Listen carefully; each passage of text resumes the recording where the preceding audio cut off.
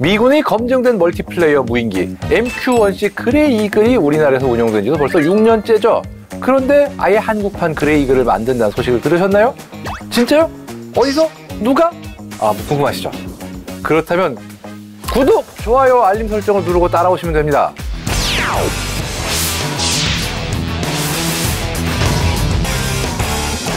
한화 에어로스페이스가 미국의 무인기 전문 업체 제너럴 아토믹스와 손잡고 글로벌 무인기 사업에 도전장을 내밀었습니다. 기존 그레이 이글의 단거리 이착륙 기능을 더한 개량형 그레이 이글 스토어를 개발하겠다는 건데요. 먼저 모체인 그레이 이글부터 짚고 넘어가겠습니다. 미 육군이 운용하는 무인 정찰기인데요. 24시간 연속 비행이 가능하고 어쨌든 국내에서는 킬러 드론으로도 알려져 있는데, 왜냐하면 이게 정찰이 주 임무지만 헬파이어 미사일을 탑재해가지고 공격도 가능하니까요. 주한미군은 지난 2017년 그레이 이글 배치를 추진해서 2019년부터 작전 운영을 시작했고요. 이후에 2022년에는 그간 사용하던 기체 전량을 비행거리 연장형인 그레이 이글 ER, 즉 익스텐드 레인지로 교체했죠. 무장 능력은 앞서 언급했던 4발의 헬파이어 미사일 또는 8발의 스팅어 미사일을 장착할 수 있고, 페이로드는 최대 360kg입니다. 무장뿐 아니라 각종 정찰 감시 및 통신 장비 등의 설비를 탑재할 수 있는데, 과거 테러와의 전쟁에서 활약했던 프레데터의 능력을 이어받아서 그 성능을 뛰어넘는 기체로도 정평이 나 있습니다. 그레이 이글 ER형 같은 경우 비행시간이 최대 42시간까지 늘어났는데, 개발사인 제너럴 어토믹스는 여기에 만족하지 않고 그레이 이글의 성능을 계속 끌어올리는 중입니다. 그렇다면 그 첫 번째 결과물이 모하비 무인기라고요? 지난해 11월이었죠. 포항 앞바다를 항해 중인 우리 해군의 대형 수송함 독도함에서 모하비의 시제기가 이함에 성공했는데요. 실제 바다 위 군함에서 이륙 시험한 것은 2023년 11월 영국 항모 HMS 프린스 오브 웨일즈함 이후 세계 두 번째입니다.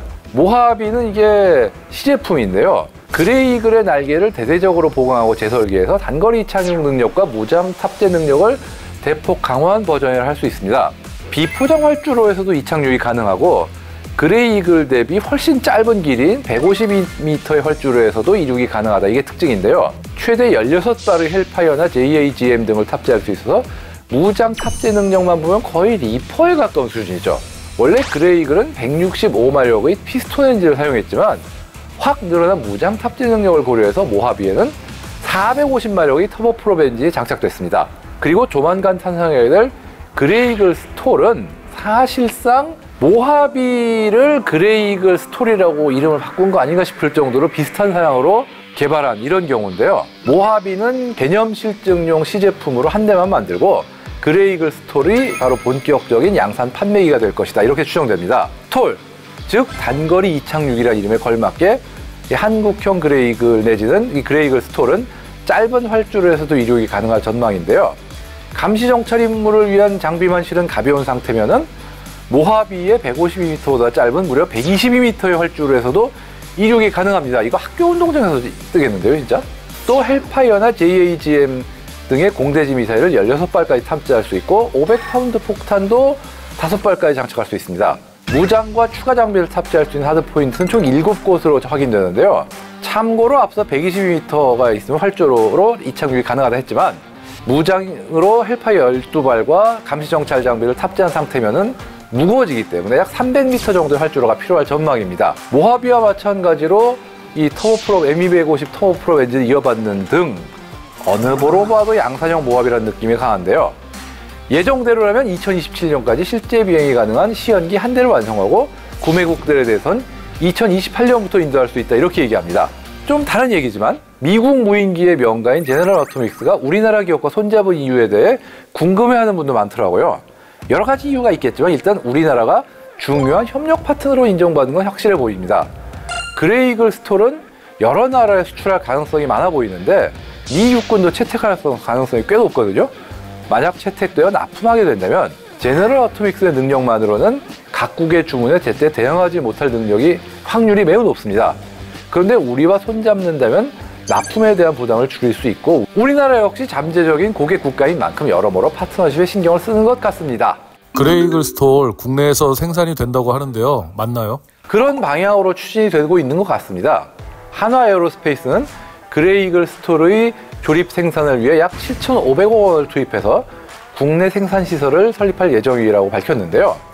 과연 어디에 생산 거점이 마련될지도 귀추를 모으고 있는 상황입니다. 내부에 탑재되는 중요 부품도 우리가 공급한다, 이런 얘기가 있네요. 한화 에어로스페이스에서 엔진과 랜딩 기어 및 연료 개통 등을, 한화 시스템은 항공전자 장비와 임무 장비 등을 공급할 계획입니다. 다만 이것들이 다 국내 새로 개발되는 건지 아니면 탑재 장비들이 국내 면허 생산인지 이런 건 좀 봐야 될 것 같아요. 러시아 우크라이나 전쟁 이후 무인기는 나날이 중요해지고 있지 않습니까? 이런 추세를 감안할 때 그레이 이글 스토리 완성되면 전 세계적인 수요는 결코 적지 않을 것으로 보이고요. 세계 방산 시장이 무인기 중심으로 재편되는 만큼 우리나라도 자주포 중심의 수출 구조에서 벗어나 미래 전장을 주도할 무인기 개발에 박차를 가고 있는 상황입니다. 이번 아덱스 2025만 보더라도 대한항공에서는 저피탄 무인 편대기 LOWUS와 중형 타격 무인기 로이터링 뮤니션, 그리고 소형 협동 무인기 KUS-FX를 공개했고요. 카이는 정찰 표적 획득, 전자전 교란 등 복합 임무 수행이 가능한 자체 개발 다목적 무인기 AAP를 처음 선보였죠.